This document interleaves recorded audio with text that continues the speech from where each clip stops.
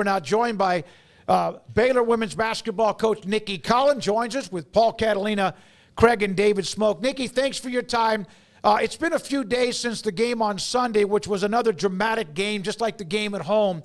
How have you handled the downtime? What do you let the legs rest, or you go right back to trying to find that edge for next week? Yeah, I'm trying to get my voice back after 3 games in 3 days, so apologize. It's actually the first time I've lost it this season, but we definitely gave them 2 days off. Today was our first day back. Everybody needed it. I just think in general, but also it was not knowing who your opponent is, and that stretch that we'd had finishing with a bunch of games in a row, and then the Big 12 tournament. All of our players' bodies needed it. So, we'll go 3 days on, 1 day off again, and then, prepare for whoever we're preparing for, starting Sunday. How close to completely full health will you be? As close as we've been. We should have Bugs back in practice tomorrow. Tomorrow's her first day back. Certainly will be load managed and have return to play protocol starting tomorrow. But, we'll be back to having 10 in practice. Certainly, Van Geitenbeek and Gornova and Madison Bartley, they've been out all season or most of the season. So, but we will be back to as healthy as we can get to finish out the season. How do you describe the wear and tear, the attrition of not just the conference, but just the season itself? And you got to weather the storm, and you get somebody back, somebody else goes down. Yeah, I think it's a unique challenge. Certainly, I think the crazy part about the sport right now is we've never known more about the human body than we do. We've never known more about how to recovery and all the things that we can do to protect it. At the same time, I think the wear and tear of today's student athletes, even though we're not a program that practices 3 hours. I mean, we were in and out in an hour and a half on court today. And that's just, I don't always believe more is more, less can be more. And if we're getting in good work, but I just think, that it's always a challenge, I was add injuries and then foul trouble, and you're searching at times. I went to the double big lineup, which I haven't done since November against TCU, and it was really effective. But that, we had played a lot of small ball down the stretch, and that had been really good to us up until that game. And we just weren't accomplishing much with the small lineup against TCU. So yeah, I mean, you're just trying to manage bodies. You're trying to prepare the best you can and put your team in the best position to be successful with whomever is playing. Do you know, although you don't know, that you're going to host in that first 2 rounds? No, I don't know. I certainly feel like our numbers say we should, whether it's net, whether it's quad 1 wins, we have no bad losses. I mean, we don't have anything on our resume that says we don't belong. At the same time, you don't know until you see it go up on the bracket. And because, we haven't been that mainstay team all season that's seen their name in a reveal, you do have those questions. I think Charlie Cream on our side gets a lot of things right, but he doesn't get everything right. So, I think our numbers are better than Ole Miss. I think they're better than Ohio State. I think those other teams that are being considered as 4 seeds, I just think our numbers are all positioned to get us a couple home games. You guys lost 4 conference games, and 3 of them were to TCU. And they're all very close. How do you take the frustration from those games that were all nail biters, especially the last 2? My God, but turn that into positivity, because those kind of things can kind of eat you up a little bit if you don't channel it in the right direction. Yeah, both those losses definitely eat at me for sure. I think I replayed some of the late plays in the game. I think what some people don't really know about me is I can replay a game almost possession by possession in my head without watching the film. And I wouldn't say I necessarily have a photographic memory, but it's very close. Like I can tell you the play that beat us against Georgia when I was at Arkansas 14 years ago. Like I can still see it. I can feel that feeling. And so, I think the thing about that game, and in particular this last one, is TCU, no matter what the moment, they never broke. We turned them over 14 times in the first half. It just didn't impact them.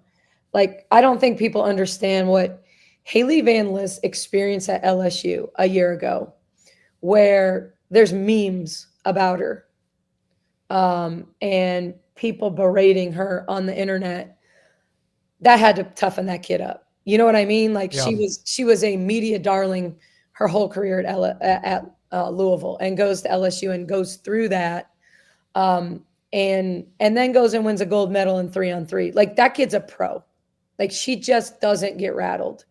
And we could trap her, and she turned it over some. Both games she turned it over. But she's going to pick her moment, and she's going to be ready for it. And when I think about the mistakes that we made, we gave up 2 threes to Maddie Connor that were scheme mistakes. Don't switch a ball screen, she hits a 3. I promise you the scheme was to switch the ball screen. But I've got someone in the game not used to guarding that position, being in that situation, because Bella's in foul trouble and Bugs is in street clothes, which is not an excuse, but it's real.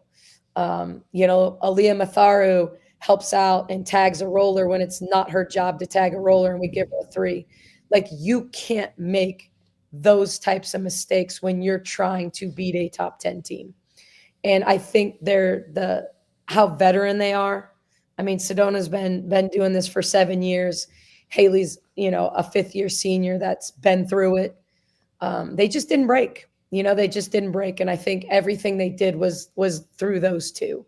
And so, to me, our growth comes from, you guys, we were that close, but we can't make schematic mistakes. If Maddie Connor hits a transition 3 like she did at our place, where she kind of shoves off and steps back and hits it, you tip your cap and you say, great play. But when you leave her wide open in the corner, that's not the same thing, So I think, to me, when I think about how close we are, it comes down to the little things. It comes down to those execution moments. And then, for us, like, getting Bugs back is huge. When we're trying to manufacture offense and we're not successful, and you're missing the kid that goes and gets offensive rebounds at the highest percentage of anyone in our league, that's going to get you one in transition just because her energy's so dang good. Like, we missed that. We missed that in that game, and we made up for it in so many ways down the stretch this season. But when you get into those games and you're trying to grind and you're trying to manufacture offense, and Nettie's in foul trouble and Bella's in foul trouble, not having a player that just goes and makes those type of plays impacts you. Nicki, I don't know if you'll recall this, but we do. Paul, you and I, we lived it covering it. 2011, Baylor had a great basketball team, and they beat A&M twice in the conference, beat them in the Big 12 tournament, and then played them in the same regional, which I thought was a little bit crazy that they were in the same regional. And Gary Blair and A&M not only beat them after going 0-3, then he went on to win the national title that year. So there's a little history to that. Now, those were teams that were ranked both, I think, inside the top 5, but you're ranked. TCU's obviously, you mentioned top 10. Can you learn from that? Is that something that you could bring up? Yeah, I think there's, for us, it's certainly that story you're not going to bring up unless that moment happens. If you have the opportunity to play him again, yeah, I think that's a great story. I think at this point it just becomes a lesson. It's a film session. It's a this is what it takes to win against elite teams, and we've been that close. And if we're going to get over the hump, whether it's against TCU or it's against another top 10 team, that certainly. You don't take any games for granted when it comes to the NCAA tournament.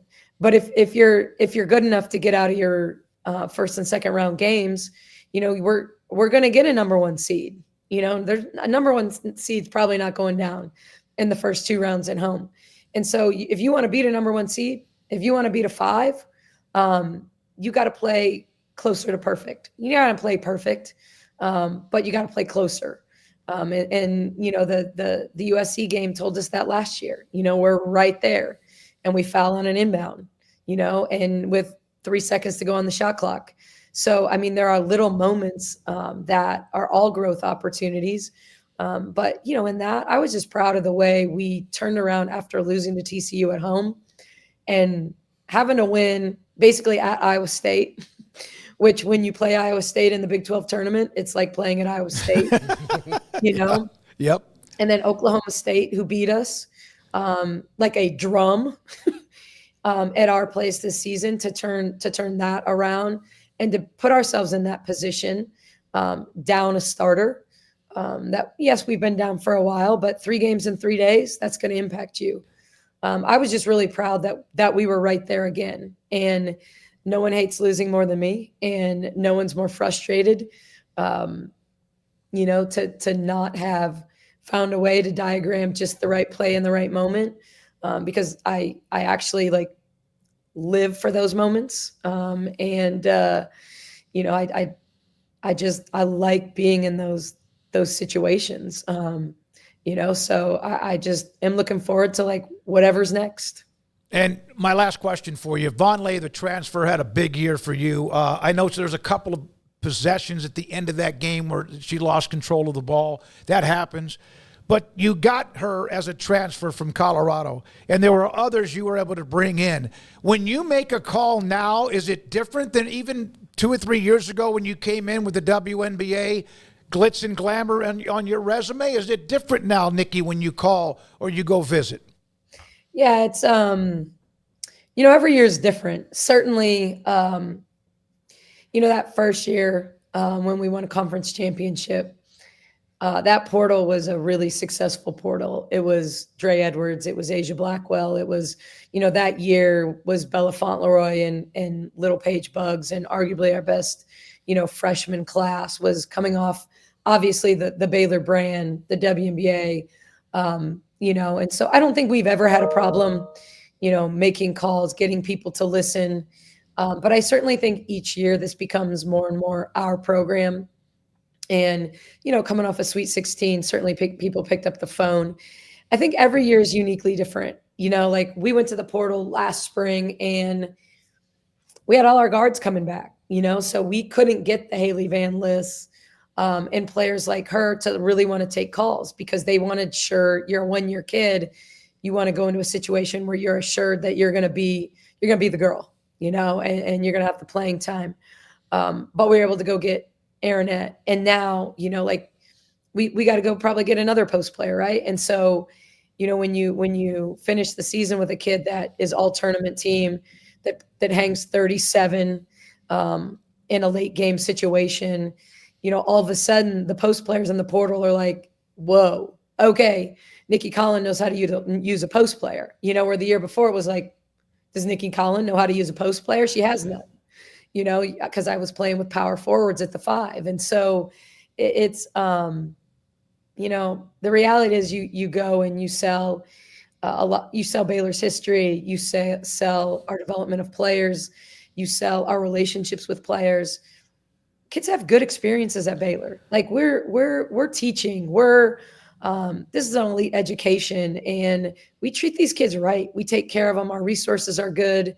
But it's about more than that. And I think that we're always going to develop talent, and we're going to put them. I think one of our strengths as a staff is putting players in position to be successful. And our teams could look different from year to year. What we're going to do is figure out how to play and be successful doing what we do. And so, the portal's going to portal this spring. We probably need to sign 5 players. We lose a starting 1, 2, and 5. Mm-hmm. And, we're going to have to make hay, just like everybody else. I mean, I don't care if you're TCU or Kansas State or Oklahoma State. We all have veteran teams. Utah, the top teams in our league besides Iowa State are senior heavy. And look around the country, most of the teams in the country are going to rely on this portal to be good or stay good, and so it's wild. It's wild, but it's where college athletics is at right now. And I'm just grateful to be at a place that puts us in position to go out and get involved with the top kids in the country. I was at that game the Sunday you hosted TCU. Great crowd, obviously electric until the end, and even then, and then, of course, watched the game on Sunday. Good luck in the tournament. Hopefully a couple of games at home, and thanks for your time. We appreciate it, and congratulations. Your tournament, no question. Now the question is what seed and what does that mean? Thanks for your time. Thank you. Nicki Collen, Baylor women's basketball coach with us